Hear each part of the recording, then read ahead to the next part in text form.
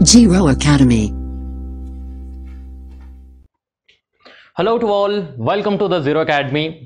आज हम डिस्कस करने वाले हैं रेशियो एंड प्रोपोर्शंस के बारे में।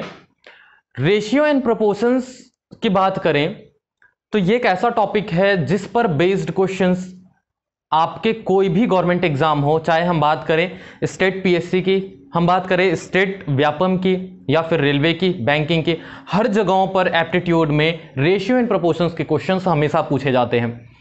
रेशियो एंड प्रोपोर्शंस का बेसिक वीडियो जो है हमने पहले अपलोड किया हुआ है, जिसका डिस्क्रिप्शंस में आपको लिंक मिल जाएगा। क्लियर है? तो हम ऐसा मान के चलते हैं कि आप पहले वो वीडियो देख चुके हैं और वो उतना आपको आता है। उसके बेसिस पर हम आगे के क्वेश्चन सिंप्लीफाई करेंगे, जहां पर हम देखेंगे विभाजन से लेकर किस तरीके के क्वेश्चंस बनाए जाते हैं या सिक्कों से लेकर किस तरीके के क्वेश्चन सिंप्लीफाई किए जाते हैं। बहुत ही आसान तरीका होगा, एक सिंपल लॉजिक में हम सारे क्वेश्चंस को सिंप्लीफाई करेंगे। हमें किसी भी चीज के लिए पर्टिकुलर फॉर्मूला रटने की जरूरत नहीं पड़ेगा। रेशियो एंड प्रोपोर्शंस करना बहुत ही ज्यादा जरूरी इसलिए हो जाएगा क्योंकि अगर आपको रेशियो एंड प्रोपोर्शंस आता है तो आपको परसेंटेज के क्वेश्चंस बनेंगे, आपको मिक्सचर्स एंड एलिगेशंस के क्वेश्चन बनेंगे, आपको एज प्रॉब्लम जितने होते हैं उसके क्वेश्चंस आपसे सिंप्लीफाई होने वाले हैं, आपके CI/SI के क्वेश्चन इससे रिलेट करके सिंप्लीफाई होने वाले हैं। मतलब यूं कहिए कि आप रेशियो एंड प्रोपोर्शंस को अच्छा बनाकर अपना बेस या फिर आप अपना न्यू मजबूत करते हैं। तो इसी कड़ी में हम देखते हैं इस तरह के क्वेश्चंस किस तरीके से सिंप्लीफाई होगा। क्वेश्चन पहला बोला गया है 900 रुपए को ABC में बांटा जाए और बंटवारा इस प्रकार हो कि A की राशि का 1/2 भाग B की राशि का 1/3 बराबर होगा C की राशि के 1/4 का, तो ABC द्वारा प्राप्त की गई राशि कितनी होगी। क्वेश्चन में सीधा सीधा ये कह रहा है कि आपके पास टोटल जो रुपए थे वो है 900 रुपए। क्वेश्चन है विभाजन का। इस 900 रुपए को आपको विभाजन करना है ABC में, 3 केसेस में या 3% में आपको डिवाइड करना है। लेकिन बंटवारा जो हुआ है उसका भी एक तरीका है। हमेशा इस तरह के क्वेश्चंस में आपको रेशियो दिया जाता है। हो सकता है क्वेश्चन में रेशियो जो होगा वो डायरेक्ट ना दे, मींस A/B/C डायरेक्टली आपको ऐसा ना मिले। A/B/C डायरेक्टली अगर ऐसा नहीं मिलता है तो आपको पहले इस फॉर्म पे लाना है। ऐसे क्वेश्चन में जब भी डिवीजन वाला केस होगा तो ध्यान पे रखना है, पहला उद्देश्य आपका इस फॉर्म में लेकर आना। क्लियर बात? अगर ऐसा दिया है वेल एंड गुड, नहीं दिया है तो लेकर आएंगे। अभी आपका क्वेश्चन क्या दिया है देखिए। क्वेश्चन में बोलता है कि A की राशि का 1/2। आप सिंपली इसको बोल सकते हो कि यह है 1/2, A का 1/2, B के 2/3 और C के 1/4। ये तीनों बराबर हैं। क्वेश्चन आपको डायरेक्ट ऐसा नहीं बोला, ऐसा बोला है।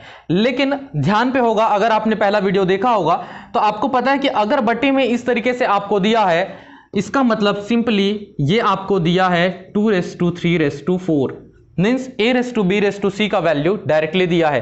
क्वेश्चन अगर डायरेक्ट ऐसा लिखता तो आसान हो जाता, इसलिए क्वेश्चन इस फॉर्म पे लिखा हुआ है ताकि आप थोड़ा सा परेशान हो जाओ। आपका पहला काम यहां तक खत्म हो गया। अब आपको पता है कि हम रेशियो एंड प्रोपोर्शंस में क्या करते हैं, हमेशा तुलना करते हैं, कंपैरिजन किया जाता है।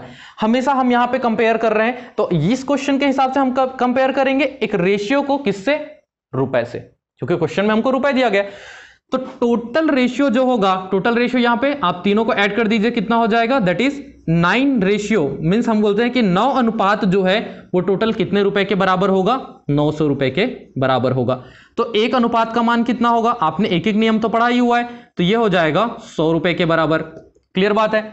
अब आपसे क्वेश्चन में पूछा गया है ABC द्वारा प्राप्त की गई राशि कितनी होगी इंडिविजुअली, A का, B का, C का। तो A का अनुपात कितना है? 2। इसी अनुपात में उसने पैसे प्राप्त किए हैं। क्लियर बात है? तो 1 अनुपात का मान 100 है, तो 2 अनुपात का मान 200। तो सिंपली A के लिए आपका वैल्यू कितना हो जाएगा? 200। B के लिए कितना हो जाएगा आपका? मल्टीप्लाई करोगे तो 300 रुपए, और C के लिए यदि आप बात करें तो ये हो जाएगा टोटल 400 रुपए। इन तीनों को आप ऐड करेंगे तो टोटल वैल्यू हो जाएगा 900 रुपीज। क्लियर बात है? तो इस तरीके से डिवीजन के क्वेश्चंस को सिंप्लीफाई करना होता है। ध्यान में रखने वाली बात, आपको पहला बस ये रखना है, इस फॉर्म पे आना चाहिए। उसके बाद आप टोटल रेशियो जो है उसको टोटल वैल्यू के बराबर आपको कंपेयर कर देना है। क्लियर बात? अगले क्वेश्चन की ओर बढ़ते हैं। एक तरबूज के भार के अनुसार, एक तरबूज है, वाटरमेलन है, उसके वेट के अकॉर्डिंग 3:5 के अनुपात में दो टुकड़े में काटा जाता है। मीन्स हम सीधी सी बात ये करें कि आपके पास एक वाटरमेलन जो था, इसको उसके वेट के अकॉर्डिंग दो पार्ट में डिवाइड किया गया, एक था 3 और दूसरा था 5। क्लियर बात है।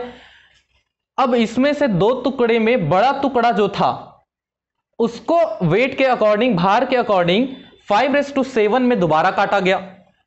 सीधी सी बात है, ये 3 अनुपात है, ये 5 है, ये पहला पार्ट हो गया, ये दूसरा हो गया। तो बड़ा कौन सा दिख रहा है? जो बड़ा है, ऑब्वियसली 5 बड़ा होगा। अब इसको वापस दो पार्ट में डिवाइड किया गया और वो था 5:7 के, मतलब ये हो गया तीसरा और ये हो गया उसका चौथा पार्ट। क्लियर है। तदनुसार उन तीनों टुकड़ों का अनुपात ज्ञात कीजिए। 3 टुकड़े कहने का मतलब कौन सा है? हमारे डायग्राम के हिसाब से तो 4 हो गए। सीधी सी बात है, ये पहला था, इससे के बाद ये था दूसरा। अब दूसरे को तो हमने डिवाइड कर दिया इसमें, मतलब ये तो हमारा हो गया गायब। क्लियर बात है। तो अपने पास 3 कौन से हुए? पहला और ये दूसरा और ये वाला हो गया तीसरा। पहला, दूसरा, तीसरा। मींस हमें रेशियो फाइंड करना है इस क्वेश्चन में, फर्स्ट का, थर्ड का और फोर्थ का। हमें यह अनुपात ज्ञात करना है। क्लियर है। क्वेश्चंस में ध्यान देने वाली बात यह है कि पहले ही किसी चीज को दो पार्ट में तोड़ा, अब फिर उसमें से एक हिस्से को फिर दो पार्ट में तोड़ा। जब भी कभी ऐसा होगा तो इसमें हमेशा आपको एक लॉजिक पॉइंट ढूंढना है कि उसमें की क्या चीज है। और इसमें की या एक लॉजिक जो है वो आपके पास ये है कि भाई इससे टूट कर बना है ये। क्लियर। इसका मतलब इन दोनों को जोड़ूंगा तो आना चाहिए यही। मीन्स हमारे पास इस 3 और 4 ये दोनों पार्ट को अगर मैं ऐड कर दूंगा तो वो सेकंड के बराबर होगा। ये बात तो मुझे समझ में आता है क्योंकि ये इसी का विभाजन से बना हुआ है। क्लियर है ये चीज। तो सिंपली आप ये समझिए कि इन दोनों को ऐड कर दो, कितना होता है? वो होता है 12। क्लियर बात है। लेकिन ये तो हो रहा है 5। ठीक। तो हमें अगर ये 12 नहीं हो रहा है तो हमें कुछ ऐसा करना चाहिए कि ये जो है इन दोनों के सम के योग के बराबर हो जाए। तो इस केस में आप हमेशा इन दोनों को ऐड करो। टोटल आया 12, 12 से मल्टीप्लाई कर दो इन दोनों को मल्टीप्लाई करोगे तो ये हो जाता है आपका, ये 12 से मल्टीप्लाई होगा, ये 12 से मल्टीप्लाई होगा, ये हो गया 36, ये हो गया 60। क्लियर है। अब ये जो 5 है आप उससे इसको मल्टीप्लाई कर दो, ये हो गया 25, ये हो गया 35। अब इन दोनों को आप ऐड कीजिए, कितना होगा? 60। और ये कितना है? 60। मतलब ये 60 था, डिवाइड हुआ दो पार्ट में 25 और 35 पे, दोनों को ऐड करके कितना होता है? 60। मतलब ये हमारा सही है। बात समझ में आ रही है? आपको तो रेशियो ही तो पूछा है। तो पहले का रेशियो कितना आ गया? 36। सेकंड का रेशियो, ये सेकंड तो नहीं चाहिए था, इससे डिवाइड हुआ ये दोनों, तो इसका रेशियो कितना है? 25। नेक्स्ट का रेशियो कितना है हमारा? 35। ये हो गया आपका आंसर। बहुत ही सिंपल था। बस थोड़ा सा ये वाली जो बात है आपको इसमें ध्यान पे रखना होगा, अदरवाइज ये क्वेश्चन आपसे मिस हो जाएगा। क्वेश्चन थर्ड, पूरे विश्व में भूमि और जल का अनुपात 1:2 है। यदि उत्तरी गोलार्ध में यह अनुपात 2:3 है तो दक्षिणी गोलार्ध में भूमि और जल का अनुपात कितना होगा? क्वेश्चन सिंपली आपसे यह कहता है कि हमारा जो विश्व है, जो अर्थ है, आपको पता है कि ये बीच से इस तरीके से डिवाइड होगा। इसके अपर हिस्से को हम बोल रहे हैं, ये है हमारा उत्तरी गोलार्ध, ये अपर पार्ट और ये दूसरा लोअर पार्ट। क्लियर है। टोटल की केस में बोल रहा है वाटर एंड लैंड की हम बात करें तो भूमि और जल जो बोल रहा है, फर्स्ट लैंड को लेंगे उसके बाद बोल रहा है वाटर को। इसका जो रेशियो दिया है ये है 1:2 पे। क्लियर है। ये है टोटल के केस में। लेकिन हम अपर पार्ट की बात करें तो अपर पार्ट में बोलता है कि ये है 2:3 पे। क्लियर बात है। और ये पूछ रहा है लोअर पार्ट में क्या होगा। क्वेश्चन आपको समझ में आ गया। अब लॉजिक वाली बात यहां पे ये है, अब इस क्वेश्चन को हम कैसे सोचें। अभी जो था, इससे पहले जो हम देखे थे, दो पार्ट थे, दो में से एक पार्ट को हम डिवाइड कर रहे थे। यहां पे ये टोटल का वैल्यू दे दिया है, अपर का वैल्यू दिया है, अब पूछ रहा है लोअर का कितना होगा। तो हम सिंपल सा ये लॉजिक समझ में रखेंगे कि हम अगर विश्व की बात कर रहे हैं तो अपर में जितना होगा और लोअर में जितना होगा, उन दोनों का योग जो होगा वो होता है टोटल का। मीन्स अपर प्लस लोअर, और वो इक्वल होगा टोटल के। अनुपातिक तौर पे या हम इस टोटल को बात करें तो ये कितना हो जाएगा? 1 + 2, तो ये हो गया टोटल 3 मेरा। लेकिन इसको यदि मैं बात करूं, इन दोनों को मैं ऐड करूं तो ये कितना हो जाएगा? 3 + 2 दैट इज 5 हो जाएगा। यहां तक ठीक है। अब मुझे यह बात समझना होगा कि टोटल वैल्यू जो होगा, ये जो टोटल जो है इस अपर पार्ट का डबल होना चाहिए। सीधी सी बात है, अपर एंड लोअर का टोटल होगा ये वाला वैल्यू, मतलब ये दोनों को ऐड करने के बाद ये जो वैल्यू मिल रहा है ये इसका डबल होना चाहिए था। अब डबल करने के लिए क्या कर सकते हैं, हम ऐसा मल्टीप्लाई कर दें कि ये डबल हो जाए। तो सिंपली डबल करने के लिए मैं इसमें 10 का मल्टीप्लाई कर दूं तो ये हो जाएगा 10 का मल्टीप्लाई, ये हो जाएगा 20 और ये हो जाएगा 30। इसका ये हाफ होना चाहिए, मीन्स ये 15 होना चाहिए। तो मैं किससे मल्टीप्लाई कर दूं, 3 से। तो ये हो जाएगा 6, ये हो जाएगा 9 और ये हो गया 15।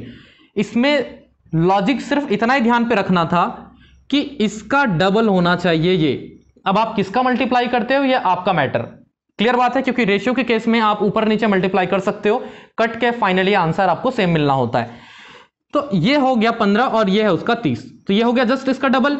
मतलब टोटल का रेशियो यदि मैं बात करूं तो ये हो जाएगा मेरा, अपर पार्ट का रेशियो मेरा ये हो जाएगा। अब मुझे चाहिए लोअर पार्ट का रेशियो, तो सिंपली हम क्या करेंगे, टोटल में से अपर पार्ट को माइनस कर देते हैं तो ये हो गया 4 और ये 20 में से 9 माइनस कर देंगे तो ये हो जाएगा 11। क्लियर है। तो लोअर पार्ट का रेशियो बोलेगा लैंड एंड वाटर, भूमि और जल का अनुपात कितना हो जाएगा, 4:11। छोटा सा की आपको याद रखना है, क्वेश्चंस आपके सेकंड्स में बनेंगे। क्लियर बात है। अगला क्वेश्चन देखते हैं। एक विद्यालय के छात्रों की कुल संख्या 660 थी, उनमें लड़कों तथा लड़कियों का अनुपात 13:9 था।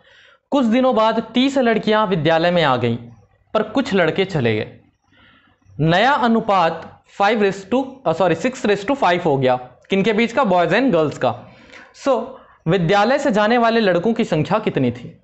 क्वेश्चन समझिएगा, एक स्कूल है, उस स्कूल में टोटल, भाई स्कूल में क्या होते हैं, बॉयज एंड गर्ल्स होते हैं, तो बॉयज एंड गर्ल्स ये टोटल वैल्यू हमको दिया गया है 660, ये टोटल थे। इसमें बॉयज एंड गर्ल्स का जो रेशियो था पहले वो था 13:9। ये बोला जा रहा है कि कुछ दिनों के बाद 30 लड़कियां और आ गई, मतलब इसमें 30 गर्ल्स और ऐड हो गए, लेकिन कुछ बॉयज भी यहां से चले गए। कितने गए हमें नहीं पता। तब जो नया अनुपात था वो हो गया हमारा 6:5। क्लियर है। किनके बीच का, बॉयज एंड गर्ल्स के बीच का जो रेशियो था अब हो गया 6:5। हमें बताना है कि ये एक्स कौन है, मीन्स इस स्कूल से जाने वाले बॉयज कितने हैं। क्वेश्चन तो समझ में आ गया होगा। अब हम इस क्वेश्चन में ध्यान देते हैं कि पहले हमें यह पता चला कि देखिए क्वेश्चन सिंपली देखो, 13:9 पहले थे, ये पहले का कंडीशन है बिफोर वाले, और ये बाद वाला कंडीशन है। यहां तक समझ में आ रहा है, ठीक। ये जो संख्या दिया 660, ये भी तो पहले वाले हैं ना, स्टार्टिंग वाले हैं। मतलब अगर मैं इस रेशियो की बात करूं, इस टोटल को यदि मैं ऐड कर दूं, मैं इन दोनों को जोड़ दूं, तो ये कितना हो जाएगा मेरा, 13 + 9 की मैं बात करूं तो ये हो जाएगा 22। तो ये है 22 अनुपात। ये अनुपात किसके बराबर होगा, टोटल स्ट्रेंथ के बराबर। उस स्कूल में जितनी जनसंख्या है, जनसंख्या नहीं कहना चाहिए एक्चुअली, जितनी स्ट्रेंथ है उसकी, बॉयज एंड गर्ल्स जितने हैं। क्लियर बात है। तो हमें इससे यह समझ में आता है कि 22 अनुपात है 660 के बराबर। तो 1 अनुपात 1 नियम आपको पता है, तो 1 अनुपात कितने के बराबर होगा, तो आपको पता है आप इसको 660/22 करोगे।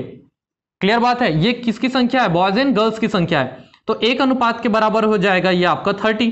क्लियर बात है। तो 1 अनुपात जो होगा वो 30 बॉयज एंड गर्ल्स, या वो कुछ भी हो सकते हैं, तो जो स्टूडेंट हैं उसके इक्वल में होंगे। इतना हमें समझ में आता है। क्वेश्चन में देखिए बोला है, हमें इसके हिसाब से यह समझ में आया कि एक रेशियो जो होता है वो 30 के इक्वल होता है। और क्वेश्चन दूसरा ये भी बोल रहा है कि गर्ल्स जो है 30 और एक्स्ट्रा आ गई, मतलब पहले वाले रेशियो में 30 यदि हम और जोड़ रहे हैं तो रेशियो तो हमारा बढ़ना चाहिए ना। क्लियर बात है। ये रेशियो बड़ा होना चाहिए था, और कितना बड़ा होना चाहिए, आपको पता है कि 30 के बराबर तो 1 अनुपात है, और 30 एक्स्ट्रा मैं जोड़ रहा हूं, मतलब ये मेरा पहले 9 था तो ये कितना होना चाहिए, 10 होना चाहिए। बात समझ में आ रही है। 1 अनुपात 30 बढ़ा, मतलब 1 अनुपात बढ़ा, पहले 9 था, अब 1 और बढ़ जाएगा तो कितना होना चाहिए, यहां पे ये 10 आना चाहिए। ये 10 कैसे आएगा, ये वाला 10 कैसे आएगा, जब मैं यहां पे 2 का गुणा कर दूं और जो भी मैं गुणा या भाग करता हूं वो मैं दोनों के साथ करता हूं रेशियो में, तभी वो बराबर होता है। ये रूल तो आपको पता ही है। तो अगर ये 10 कर रहा हूं तो ये कितना हो जाएगा मेरा 12। मतलब बाद का जो रेशियो है वो कैसा हो जाएगा 12:10, तभी तो 1 बढ़ रहा है। तो यहां से हमें यह समझ में आया कि गर्ल्स जो हैं वो एक अनुपात बढ़ा हमारा, ये 10 में से 9 घटाओगे तो 1 अनुपात बढ़ा। तो बॉयज का कंडीशन हम देख लेते हैं। बॉयज पहले थे 13 और अब हो गए 12, मतलब 1 क्या हो गया कम हो गया, बाद में 1 कम हो गया, और ये 1 क्या है अनुपात है। तो 1 अनुपात का तो मान हमने निकाला है 30 होता है। इसका मतलब एग्जैक्टली 30 बॉयज या 30 लड़के उस स्कूल को छोड़कर चले गए। मींस इस क्वेश्चन के अकॉर्डिंग 30 लड़कियां उस स्कूल में आई तो 30 लड़के उस स्कूल को छोड़कर चले गए। बात समझ में आ रहा है आपको किस तरीके से क्वेश्चंस को घुमा के पकड़ना है? क्लियर है? अगला क्वेश्चन देखते हैं। अगला क्वेश्चन, एक स्कूल में लड़कों और लड़कियों का अनुपात 3:2 है। जैसा अभी हमने पहले क्वेश्चन सॉल्व किया, कुछ उसी तरीके का कि हमारे पास एक स्कूल है और उस स्कूल में बॉयज एंड गर्ल्स की मैं बात करूं तो वो है 3:2 पे। यदि 6 गर्ल्स और आ जाएं, मींस इसमें 6 लड़कियां यदि और आ जाती हैं कहां पर उस स्कूल में, तब अनुपात हो जाता है 6:5। मतलब ये था हमारा बिफोर का और ये था हमारा आफ्टर का। मतलब पहले का कंडीशन क्या था 3:2 और आफ्टर वाली कंडीशंस क्या हो गया 6:5। कब? जब 6 लड़कियां एक्स्ट्रा उसमें आ गई तब। तो फाइनली हमें फाइंड करना है कि स्कूल में लड़कों की संख्या कितनी है, नंबर ऑफ बॉयज कितने होंगे, ये हमें क्वेश्चंस में फाइंड करना है। क्वेश्चन समझ में आ गया होगा। इससे पहले जो था यहां पर कुछ लड़कियां आई थी कुछ लड़के गए थे, पर इसमें ध्यान रखने वाली बात यह है कि यहां पे लड़कियां तो आई है पर लड़के कहीं नहीं गए हैं। मतलब जितने लड़के पहले थे उतने ही लड़के बाद में हैं। बात समझ में आ रहा है? तो की आपको जो पकड़ना है वो यहीं से पकड़ना है कि जितने लड़के पहले थे उतने ही लड़के बाद में हैं। अरे भाई जब लड़कियां आई तो उनके अनुपात में बदलाव आया, अच्छी बात है। जब लड़के नहीं आए या नहीं गए तो उनके रेशियो में चेंजेस क्यों आया भाई? उनका रेशियो तो सेम होना चाहिए। बात सही है। ये रेशियो हमें क्या करना होगा सेम करना होगा। अब सेम कैसे कर सकते हैं? ये 6 है, हमें इसको भी 6 करना होगा। 6 करने के लिए आप क्या कर लीजिए, इसमें 2 का मल्टीप्लाई कर दो। तो ये 2 का मल्टीप्लाई करने से ये हो जाएगा 2 का मल्टीप्लाई बोथ साइड करने से ये हो जाएगा 6 और ये हो जाएगा 4। क्लियर बात है? मतलब मैं इसको अगर साइड में लिख दूं तो मैं ये कह सकता हूं ये अब हो गया 6:4 और ये है 6:5 बाद वाला। बात समझ में आ रहा है? हो गया बॉयज पहले और बाद में इक्वल। तो जो चेंजेस आया वो कितने का आया, गर्ल्स वाले सेक्शन में दिख रहा है चेंजेस, और वो कितने का है 1 अनुपात का। बड़े में से हमेशा आप छोटे को घटाइए। तो कितने का चेंजेस आया 1 अनुपात का। और ये 1 अनुपात ये चेंजेस किस लिए आया है, इस 6 लड़कियां एक्स्ट्रा आई उसके कारण। मतलब ये 1 अनुपात किसके लिए जिम्मेदार है, इस 6 लड़कियों के लिए। मतलब 1 अनुपात जो होगा वो 6 गर्ल्स के बराबर है। क्लियर बात है? तो आपको पूछा क्या गया है 1 अनुपात 6 के बराबर। आपसे क्वेश्चन में पूछा है बॉयज की संख्या कितनी है, बॉयज की संख्या कितनी है 6 अनुपात में है। क्लियर बात है? तो 1 अनुपात 6 के बराबर, तो 6 अनुपात कितने के बराबर होगा? अब इतना गणित तो आपको आता है। तो उस स्कूल में नंबर ऑफ बॉयज कितने होंगे 36। क्लियर बात है? जैसा क्वेश्चन होगा उस हिसाब से आपको क्वेश्चंस को पकड़ना होगा। बस आप ये ध्यान दीजिए कि क्वेश्चन में छोटा सा की क्या है। क्वेश्चन पढ़ते साथ आप ये मत सोचिए अरे यार यहां पे कौन सा फॉर्मूला लगेगा, नहीं। आप बस ये देखिए उसमें छुपा हुआ बात क्या है, बस आप उस चीज को पकड़िए और इसी ट्रिक से क्वेश्चन सॉल्व करते जाइए, सारे क्वेश्चन बनने वाले। कुछ ऐसा ही क्वेश्चन एक और देखते हैं कि 80 लीटर के मिश्रण में दूध और पानी का अनुपात है 7:3। यदि अनुपात 2:1 करना हो तो कितना लीटर पानी डाला जाए? बहुत बढ़िया क्वेश्चन। हम बात कर रहे हैं एक मिक्सचर की, और वो भी किसका, milk and water. Milk and water पहले था 7:3 पे। क्लियर बात है? बाद में ये हमारा बिफोर वाला केस है। आफ्टर वाला केस यदि हम देखें तो वो हो जाता है 2:1। ये है 2:1। क्वेश्चन में बोला है कितना पानी डालें, कितना लीटर पानी डालें।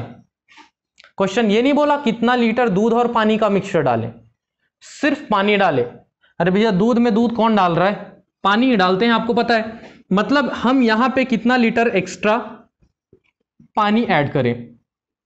तो यहां से क्या की समझ में आया?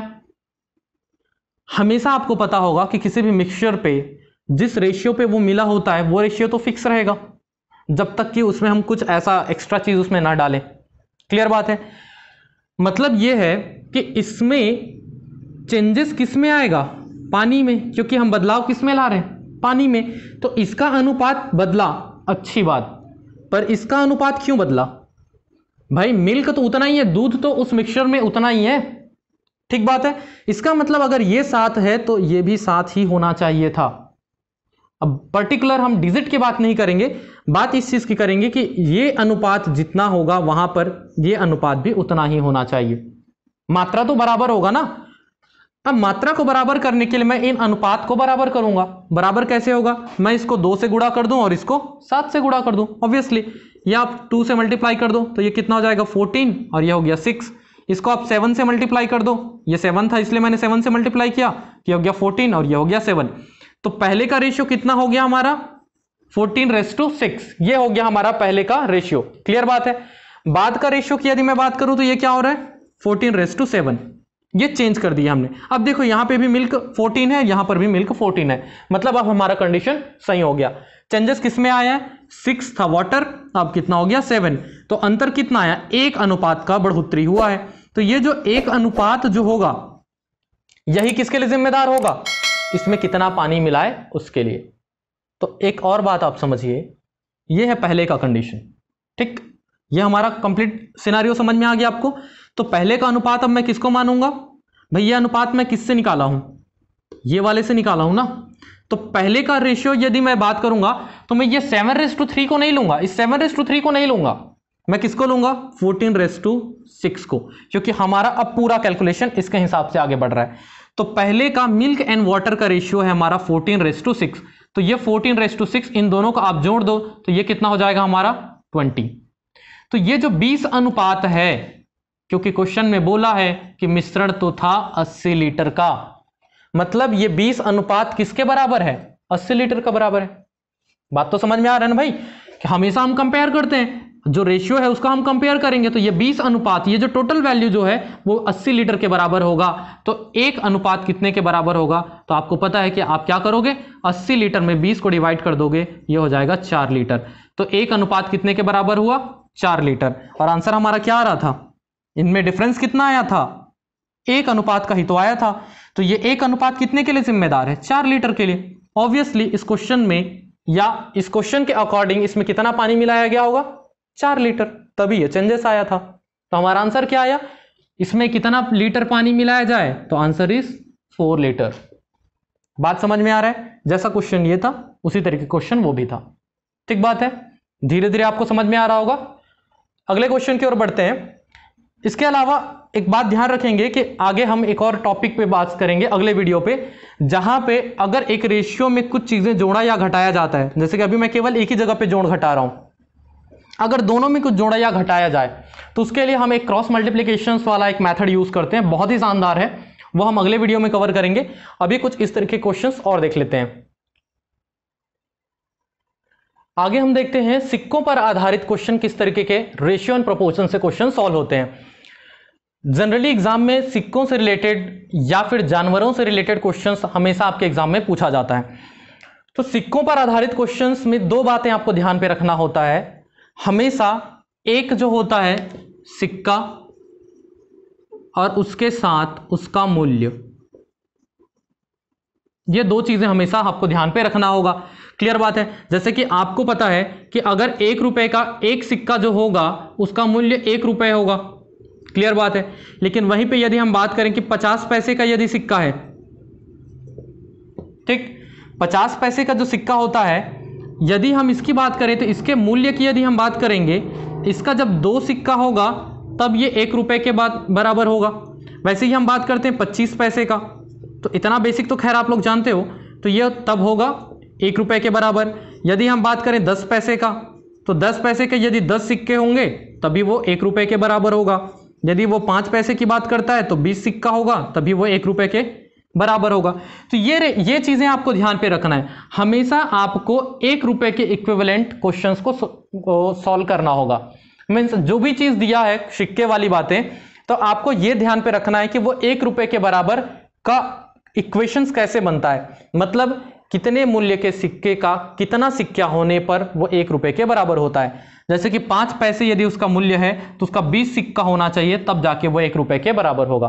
क्योंकि क्वेश्चन जो देता है वो सिक्का और मूल्य इन्हीं पर ही बेस्ड होगा। यदि वो अनुपात दो चीजें होता है, एक रेशियो, तो अगर वो रेशियो सिक्के का दिया होता है तो टोटल वैल्यू जो होता है, जैसे ये टोटल है वो रुपए वाला दिया, देखिए मूल्य का दिया हुआ है, या हो सकता है वो मूल्य वाला अनुपात में दिया हो तो टोटल वैल्यू जो होता है वो सिक्के का दे दे।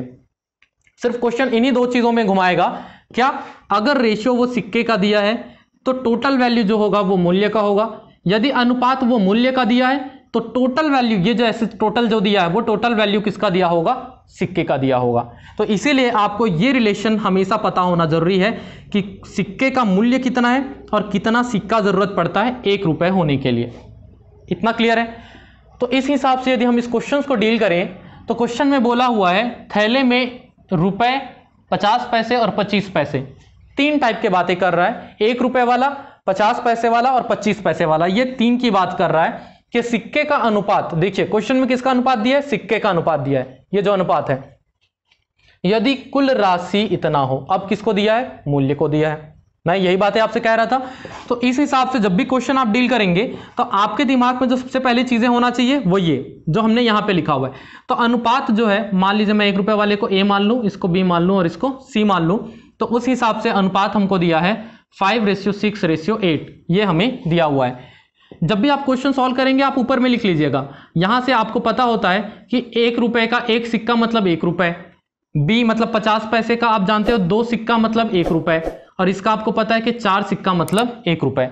ये रिलेशन आपको ध्यान पे रखना हो, या आप हमेशा जब भी क्वेश्चन सॉल्व करें आप ऊपर में लिख लो, ज्यादा आसान होगा।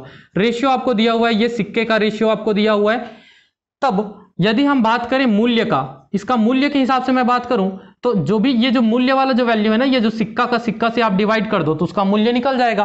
5 वाले को 1 सिक्के से मतलब ये ऐसा हो जाएगा, सॉरी 5 डिवाइडेड बाई 1 तो ये हो जाएगा 5। यहां पे आपको क्या करना है, मतलब सिंपली मैं बोल रहा हूं कि इसको आप 1 से डिवाइड कर दो, इसको 2 से डिवाइड कर दो, इसको 4 से डिवाइड कर दो। अगर सिक्का का अनुपात दिया है तो ये जो सिक्का जो होता है आप उसको ही उसमें डिवाइड कर दो। क्लियर बात है? तो इससे आपको नया जो मूल्य के हिसाब से जो अनुपात मिलेगा वो हो जाएगा 5:3:2। ये जो अनुपात मिला है 5:3:2, ये किसके हिसाब से मिला, उसके मूल्य के हिसाब से, रुपए के हिसाब से। अब आपको पता है कि टोटल रुपए कितना है, 240। अधिकतर लोग यहां पे गड़बड़ी क्या करते हैं, ये जो टोटल जो दिया है इसी को जोड़ देते हैं और उसको इक्वेट कर देते हैं 240 से, वहीं पे वो फंस जाते हैं। ऐसा क्यों? क्योंकि भाई अनुपात दिया है सिक्के का, आप उसको बराबर कर दे रहे हो किससे, रुपए से, तो गलत हो जाता है। हमें क्या करना है, उसको मूल्य में तोड़ना है। अब ये अनुपात बदल गया है मूल्य में, अब इस मूल्य का आप योग कर लीजिए तो 5 और ये 5 10, तो ये जो 10 अनुपात जो होगा ये हो जाएगा आपका टोटल जो वैल्यू दिया है 440 रुपीज के, तो 1 अनुपात हो जाएगा आपका 24 रुपीज के बराबर। क्लियर बात है?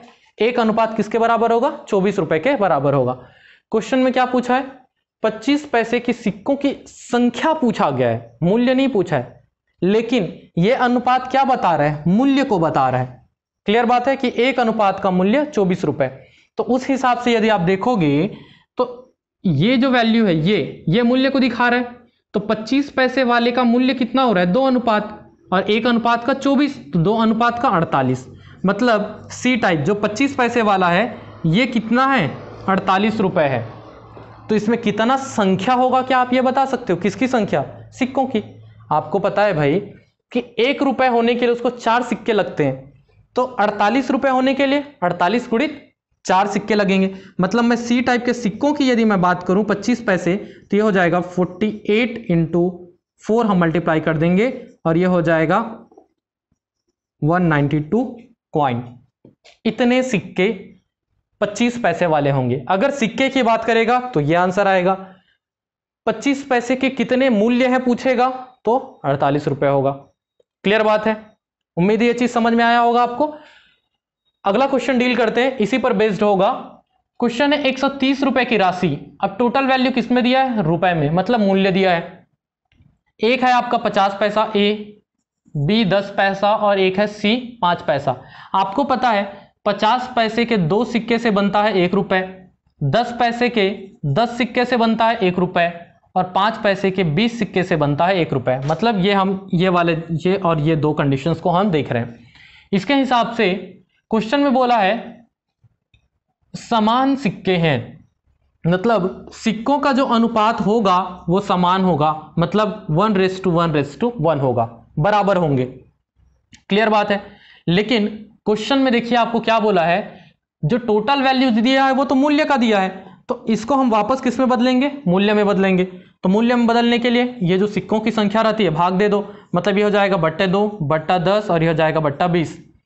अब आपने अगर पहला वीडियो देखा है तो आपको पता होगा कि अगर फ्रैक्शन में कभी भी दिया जाता है तो उसको डायरेक्ट ऊपर में हम रेशियो को कैसे लेकर आते हैं, मींस a/b/c का वैल्यू कैसे लाएंगे। तो उसके लिए हम क्या करते हैं, इसका जो भी नीचे में जो रहता है फ्रैक्शन में या जो हर में जो मान रहता है उसका हम लघुत्तम ले लेते हैं। एलसीएम लेंगे, 20 आएगा, 20 का मल्टीप्लाई कर दो तो ये हो जाएगा 10, यहाँ पे हो जाएगा 2 और यहाँ पे हो जाएगा 1। तो मूल्य के हिसाब से इनका अनुपात 50 पैसे वाले का 10, दूसरा 10 पैसे वाले का 2 और 5 पैसे वाले का हो जाएगा 1। इस रेशियो में उसके मूल्य होंगे। अब आपको पता है कि इस मूल्य का टोटल योग 10, 12, 1, 13 अनुपात, ये जो 13 अनुपात है ये है 130 रुपए के बराबर। तो एक अनुपात जो होगा ये हो जाएगा आपका 10 रुपए के बराबर। क्लियर बात है। तो एक अनुपात का वैल्यू निकल गया। क्वेश्चन में पूछा क्या है, प्रत्येक प्रकार के सिक्कों की संख्या बतानी है मुझे, ये संख्या बताना है, यहां से ये संख्या बतानी है। तो अभी मुझे तो मूल्य वाले से अनुपात निकला है, तो एक अनुपात का मूल्य है 10 रुपए।